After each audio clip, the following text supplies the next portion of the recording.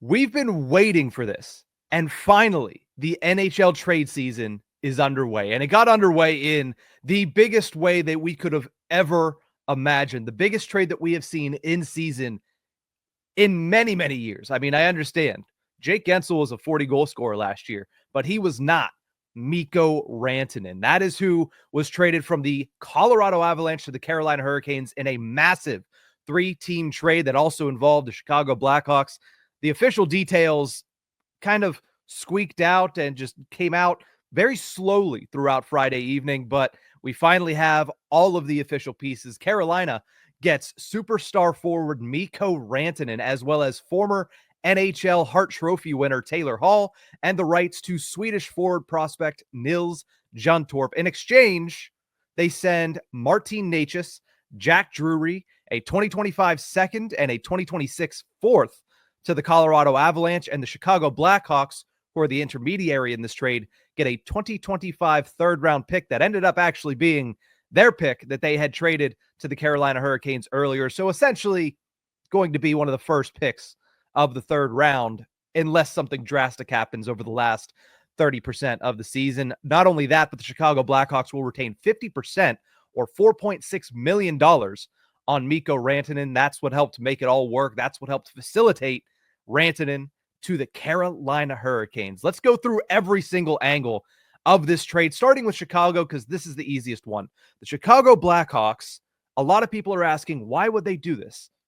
Plain and simple, they're bad.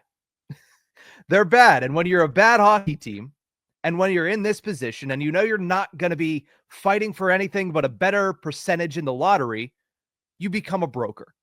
And that's exactly what the Chicago Blackhawks were in this one. It opens up around $1.3 million in salary cap space, which allows them to continue to be a broker with 6 weeks remaining before the trade deadline. And then they also get a third-round pick, or at the very least, they move back up in the third round of the 2025 NHL draft. I mean, yes, they do get that flexibility. Yes, they do get to continue taking advantage of cap-strapped teams that are looking to add in this time of the year. But let's be honest, Taylor Hall was on a lot of trade boards already. A third-round pick in exchange for Taylor Hall, where you would have probably had to retain on that salary, it's probably what they were going to do anyway. So in this instance, Chicago gets the deal done that they were going to get done anyway. The only difference is they're retaining on Rantanen instead of retaining on Taylor Hall for the remainder of this season. So plain and simple, that's what was in it for Chicago. Now let's get to the big guns in this one. The Colorado Avalanche. The only reason that they're doing this is because they struggled to re-sign Mikko Rantanen to an extension. He's in the final year of his contract, making $9.25 million a year, and I think we can all kind of see the writing on the wall with Mikko Rantanen. He's going to make more on his next contract, especially considering everything that's going on with the NHL salary cap next year. He is going to make more money than Nathan MacKinnon. And Colorado simply needed to pinch pennies in that situation, because not only are they paying Nathan MacKinnon $12 million, but they're going to have to re-sign Cale Makar to a contract that's going to start upwards of $10 million and probably much further beyond. You can't sign everybody, and you can't sign everybody to exactly what they want. So they weren't able to strike a deal with Mikko Rantanen. At the end of the day, that means that they were negotiating from a point of weakness, which is why the return seems underwhelming if you're a Colorado Avalanche fan. Would you rather have been able to extend Mikko Rantanen to a contract that would help them this year and many years down the line? Yes, but that just wasn't in the cards for Joe Sakic and the Colorado Avalanche. Now, what they do get back is a very good young forward going into the prime of his career. 26-year-old Martin Necas is the biggest piece in return for the Colorado Avalanche, especially when you consider this is a team that is going to look to contend in the Western Conference the rest of this season. I mean, the 26-year-old has 55 points in 49 games played, so he's already over a point-per-game player throughout the majority of this season. 16 goals, 39 assists, a lot of speed, a lot of creativity in the offensive zone, and I understand he's not Mikko Rantanen. We'll get to everything that Rantanen is here in a minute. He's not Mikko Rantanen, but you get back a top 6 forward that has a very high talent level, very high ability to fill the back of the net. A lot of points coming from Martin Necas. You fill that hole that you created in your lineup. Maybe not with a player as good, but with a player that is going to help kind of soften the blow for this year's team and for next year's team, because Necas has another year on his contract at $6.5 million. Not only that, that's the second part of this. You save a little bit of money. Right now, you were paying Mikko Rantanen 9.5. Instead, now you're paying Martin Necas 6.5, as well as a little under $2 million for Jack Drury, who is simply a fourth liner, right? This is a defense first fourth liner that's going to help add to the depth of a Colorado Avalanche team that has used a lot of, let's just say, interesting names in their bottom six throughout this season. So they get Jack Drury, they get Martin Necas, which helps kind of replace the utilization and the points that you were going to lose with Mikko Rantanen walking out the door, and you eat the rest, right? A second-round pick, a fourth-round pick. I understand you would have liked to get a first. You probably would have liked to get one of Carolina's highly coveted prospects, but you just weren't going to get that in a situation where everybody knew that you weren't getting a deal done with Mikko Rantanen, at least unless something drastic changed between now and the trade deadline, or now and the opening of free agency. Everybody knew you weren't in a good spot. Let's just put it that way.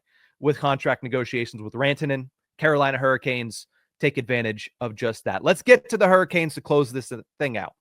The Hurricanes wanted a bona fide score. It's what they were looking for last year at the trade deadline, and they were able to get Jake Guentzel. Unfortunately for them, they weren't able to re-sign Jake Guentzel.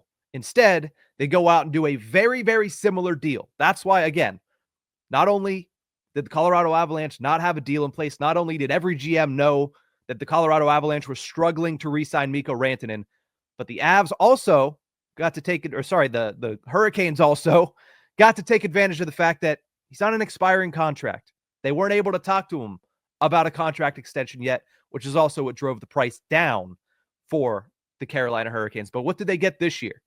They get a guy who's been absolutely phenomenal, and he is one of the top 10 players in the National Hockey League, which is why this is such a big deal. You look at the graphic that I just pulled up, tied for 7th in the NHL in goals as of right now with 25, tied for 7th in the NHL in assists right now with 39, and 6th in the NHL in points with 64. Not only that, this guy is a proven playoff performer, and that is the biggest piece for the Carolina Hurricanes. It's not like they didn't already have a very good offensive team this year. They're 5th in the NHL in scoring, but the problem has been with Rod Brind'Amour teams throughout his entire tenure there.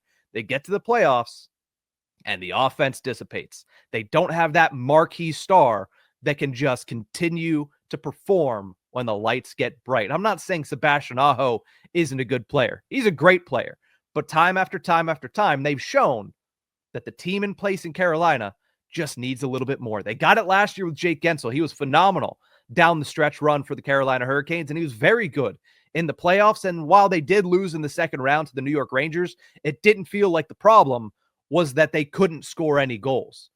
They couldn't re-sign Guentzel. They've been looking for a replacement ever since. They were one of the teams that were in on the entire Vancouver Canucks drama, and eventually this fell into their lap. And they went out and they got Mikko Rantanen, who has 99 points in 81 career playoff games. He's a Stanley Cup champion. He's a guy that if they re-sign, this will look like a complete and utter steal for the Carolina Hurricanes. But therein lies the biggest question. Can Eric Tulsky re-sign Mikko Rantanen? He didn't with Jake Guentzel, and it just turned to be a rental. A rental that, hey, was it worth it for those couple of months at the tail end of the regular season? Was it worth it for that run in the playoffs, that chance to potentially get over the hump, get into the conference finals, maybe even get into the Stanley Cup final? I mean, you'd have to ask a Carolina Hurricane fan. You'd have to ask Eric Tulsky. But that's the danger of what we could see here again. Mikko Rantanen is headed to Carolina, which is huge for them. It's going to be big for them this year.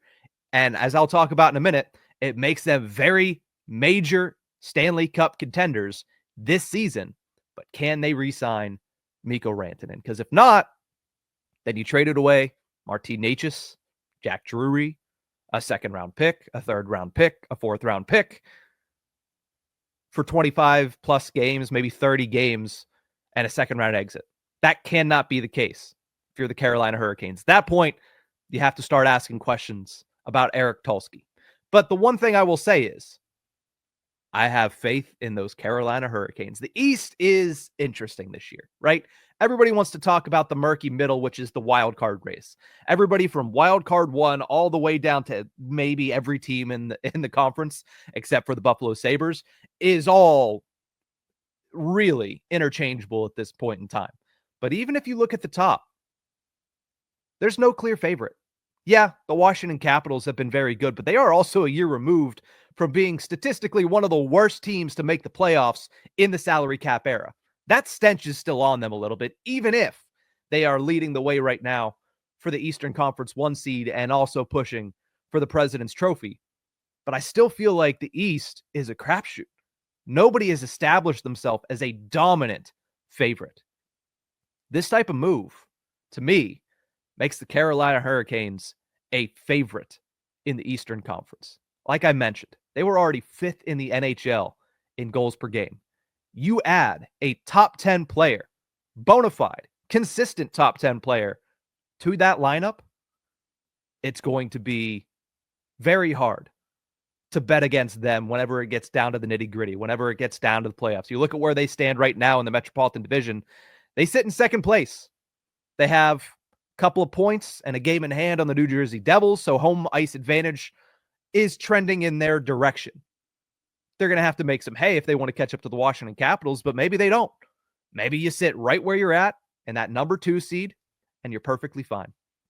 The Carolina Hurricanes are going to be a force to be reckoned with, because not only do they add a top 10 scorer in the National Hockey League to an already potent offense, let's not forget the fact that they added another veteran forward that's a former MVP that does pretty well in his own zone, and that even though he's aging, can still get up there, can still get the legs churning, and can still probably play Rod Brind'Amour-style hockey in Taylor Hall. I love this trade for the Carolina Hurricanes. I love it even more if they can re-sign Mikko Rantanen. If they can't, you're obviously going to deduct bonus points. If they lose and they don't get to the Stanley Cup and then they lose Mikko Rantanen, that's when you can look back on this trade and say, man, was it worth it? You can ask those questions. Obviously, Carolina Hurricanes fans have been asking that about the Jake Gensel deal last year. They didn't give away any big pieces, but they also didn't get out of the second round, and they didn't retain Jake Gensel. That's a big question, but that's a question for, May, June, July, whenever it is. For right now, the Carolina Hurricanes are easily my new favorite in the Eastern Conference.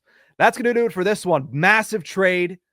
Obviously, there's some things and some moving pieces still before the trade deadline. Honestly, there's some pieces that could be moved before the Four Nations face-off here in a couple of weeks. We're going to be covering it all here at Nick Belsky on YouTube. So if you enjoyed this video, make sure you like, make sure you tell all your friends, make sure you subscribe, because we will have more of this content to come as the NHL trade deadline season heats up and the push for the playoffs continues to heat up with it.